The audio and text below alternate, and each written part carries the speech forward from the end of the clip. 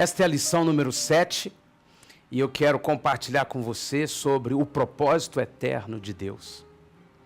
Eu quero sempre enfatizar, se você decidiu ter a autoridade da palavra, a autoridade do corpo e a autoridade da cruz como fundamentos da sua vida de discípulo, então as sementes vão cair na terra do seu coração e vão dar fruto. Se esses 3 fundamentos que estudamos até aqui não estão presentes na minha vida, na sua vida, então nós vamos receber sementes, nós vamos ouvir mensagens, nós vamos estudar a Bíblia, nós vamos receber conselho, nós vamos viver a vida da igreja e muito pouca coisa vai frutificar. Aí nós perdemos nosso tempo. E o Senhor diz assim, para não nos envolvermos com as obras infrutuosas da carne. E aí a religiosidade, que é pura obra da carne, vai prevalecer. Então nós vamos trabalhar, atuar na vida da igreja, ter muitas atividades, muitos compromissos, vamos nos desgastar, vamos nos chatear algumas vezes, ou vamos nos alegrar algumas vezes com algumas conquistas que talvez sejam só coisas passageiras. Se quisermos frutos eternos, se quisermos que a semente da palavra caia mesmo no nosso coração e frutifique, nós precisamos ser pessoas que decididamente têm a autoridade da palavra, a autoridade do corpo e a autoridade da cruz como fundamentos para todas as coisas da vida. Bem, mediante isso, eu e você podemos seguir para entender o propósito eterno de Deus, para receber essa mensagem e ela cair em boa terra e dar muito fruto, e para vivermos esta realidade. Eu quero viver a construção do propósito eterno de Deus na minha vida. E nós vamos estudar sobre esse propósito. E a primeira pergunta que eu faço na lição é: por que nós estamos nesse mundo? Qual o objetivo da vida? Por que a gente está nessa terra? Qual o propósito de Deus ter nos colocado aqui? Por que levantamos de manhã, nos alimentamos fisicamente e saímos para trabalhar e cuidamos de tantos afazeres e o dia termina e dormimos e renovamos as forças para começar tudo de novo, dia após dia, ano após ano? Por que essa vida? Qual o propósito de Deus em nos trazer para essa dimensão terrena e depois nos levar de volta para a dimensão espiritual eterna? O que Deus tinha em mente? Salomão dá a seguinte conclusão no seu texto de Eclesiastes, e nós lemos assim: de tudo o que se tem ouvido, a suma é: teme a Deus e guarda os seus mandamentos, porque isto é o dever de todo homem. Porque Deus há de trazer a juízo todas as obras, até as que estão escondidas, quer sejam boas, quer sejam más. Eclesiastes 12, verso 13 e 14. Salomão, o homem mais sábio de toda a terra, o homem que recebeu de Deus uma porção sobrenatural de sabedoria, com toda a sua vida, inspirado por Deus, escreveu o livro de Eclesiastes e nos diz com clareza, olha, o Senhor vai trazer juízo sobre todas as coisas, sobre todas as nossas obras, nada vai ficar oculto, tanto as boas quanto as más, e eu preciso entender isso. De tudo que se tem visto, de tudo que eu tenho vivido, de tudo que se ensina, teme a Deus e guarda os seus mandamentos.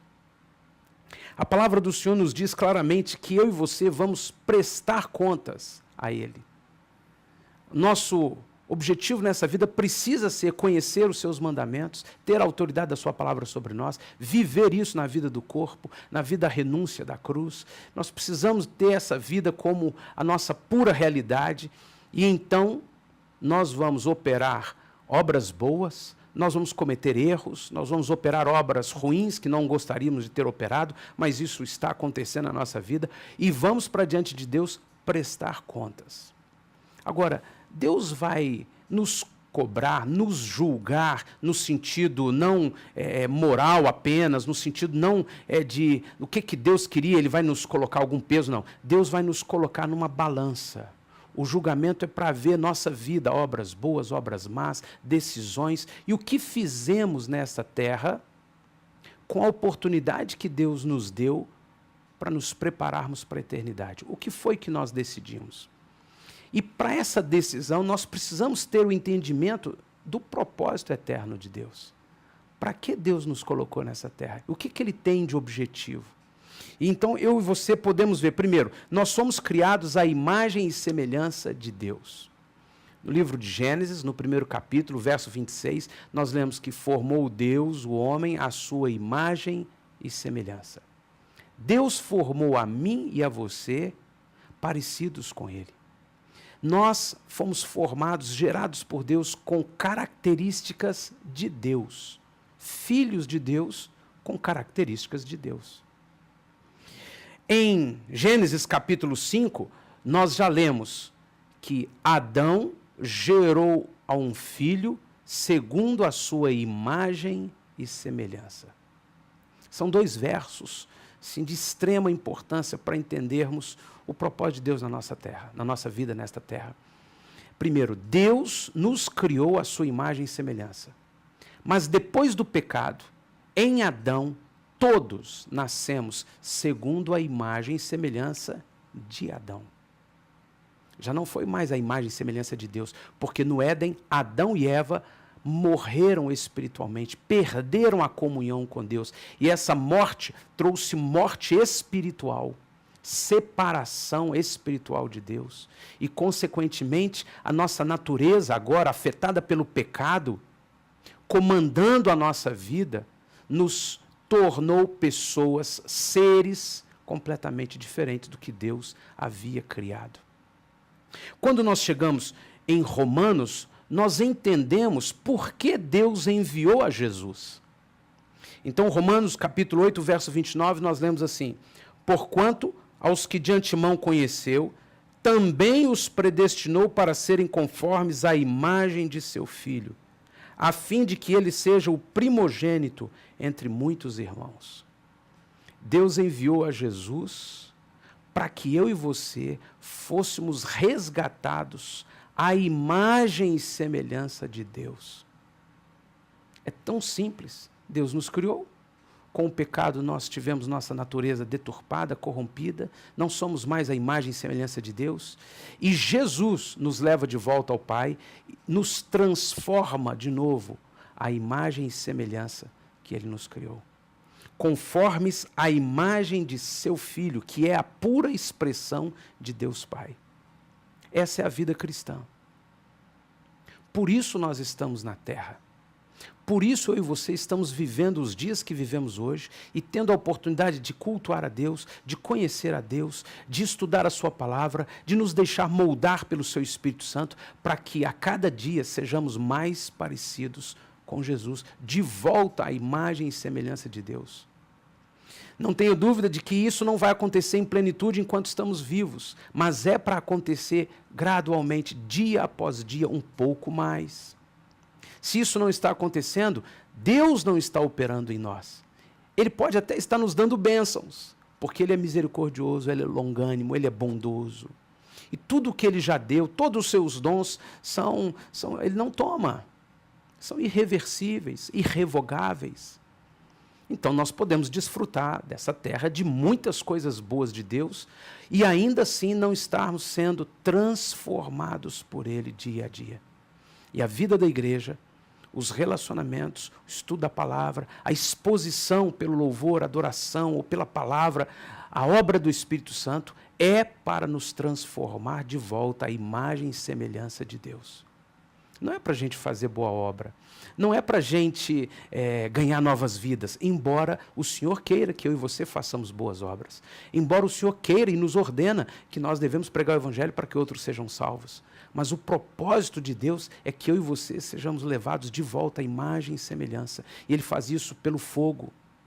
Quando eu me submeto à autoridade da cruz, eu me rendo, eu renuncio, o fogo dele vem sobre mim e me consome toda a impureza. Quando eu me submeto à autoridade do corpo, nos relacionamentos interpessoais, eu preciso me submeter a parâmetros divinos, a parâmetros do reino de Deus, a princípios da família eterna de Cristo. Eu preciso ser tratado, os irmãos serão canais de Deus, eu serei canal de Deus na vida dos irmãos. As circunstâncias não serão problemas a serem resolvidos, mas salas de aula, para nós aprendermos e colocarmos em prática aquilo que permite Deus operar em nós. Para isso nós estamos aqui. Não é para ganhar dinheiro, não é para fazer a faculdade, não é para ter uma profissão. É para ter a obra de Deus em nós, como fogo purificador, debaixo da autoridade da cruz, do corpo e da palavra, para nos tornarmos cada dia mais semelhantes a Jesus. Isso é o suficiente para nós termos um referencial, um prumo. A minha vida nessa terra precisa estar debaixo do propósito de Deus. E o propósito eterno de Deus começa pela obra de Cristo na cruz do Calvário, que pagou pelos meus pecados, que me libertou das trevas, não sou mais escravo do diabo, ele pode me resgatar, eu posso decidir sair de debaixo das garras do diabo, e se eu fizer isso, a única instância, o único lugar seguro é debaixo do governo dele. Então eu quero ir para o governo dele. Por isso eu quero a autoridade da cruz, eu quero a autoridade do corpo, eu quero a autoridade da palavra sobre mim.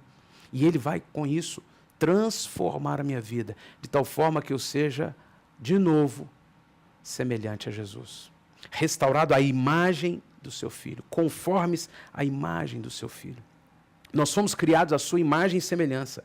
Ele sabia que o maligno ia destruir todas as coisas, que o pecado ia entrar, ele sabia disso. Ele não foi pego de surpresa. Então, ele providenciou um plano maravilhoso. Eu vou permitir que o mal entre na terra, que o mal exista diante dos homens, que o mal gere, produza toda a corrupção, toda a deturpação que ele vai fazer. Mas eu também vou dar ao homem uma manifestação perfeita do meu amor. Jesus na cruz. E aqueles que olharem para Jesus na cruz e crerem nele como manifestação, expressão absoluta, plena do meu amor, e decidir entre o mal e o amor, ficar comigo, entregar sua vida ao meu governo, esse vai viver por toda a eternidade comigo. E se ele vai viver por toda a eternidade comigo, lá na terra eu já vou começar a restaurar nele a minha imagem e a minha semelhança. Essa é a vida da igreja.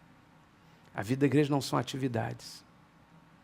Embora eu e você possamos produzir muitos frutos que envolvem atividades, a vida da igreja não é atividades.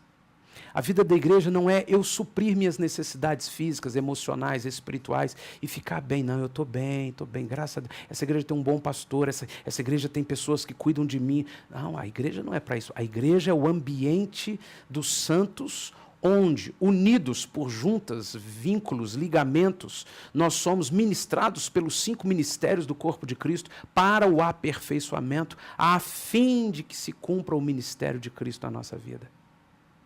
O propósito eterno de Deus começa com Jesus na cruz e passa por uma transformação na minha vida, na sua vida, que vai nos levando dia após dia a sermos conformes à imagem de Jesus Cristo.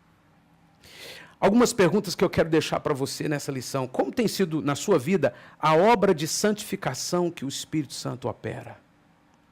Você pode testemunhar do que Deus está fazendo em você, do que Deus fala com você, do que Deus mostra em você, a você, do que Deus está operando para o seu aperfeiçoamento através do corpo de Cristo.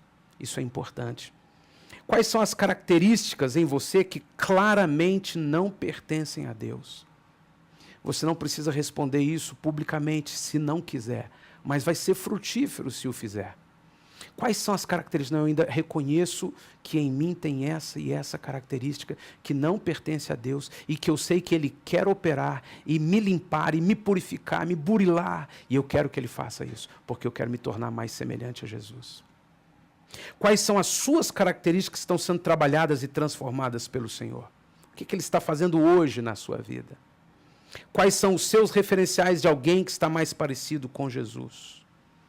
O que você pode, sem nenhum constrangimento, testemunhar? Eu já estou assim, como marido, como mulher, como esposa, como pai, como mãe, como filho, como membro da igreja, como alguém que adora Jesus, como alguém que valoriza o culto, como alguém que lê a Bíblia. Eu já estou melhor nisso, nisso, nisso. É importante você testemunhar, você contabilizar. E ainda essa pergunta, essa lição te ajuda a compreender o propósito eterno de Deus? Você está tendo ampliada a visão sobre o propósito eterno de Deus? Você quer estar envolvido, comprometido totalmente conduzido pelo propósito eterno de Deus? Ou você vai apenas continuar frequentando a igreja quando der, quando não tiver uma outra programação? Ou você só vai à célula assim, tá legal, eu gosto e hoje eu posso ir. Não, eu quero, Senhor, estar comprometido com o propósito eterno do Senhor, de me fazer de volta, novamente, semelhante ao Senhor. Eu quero isso.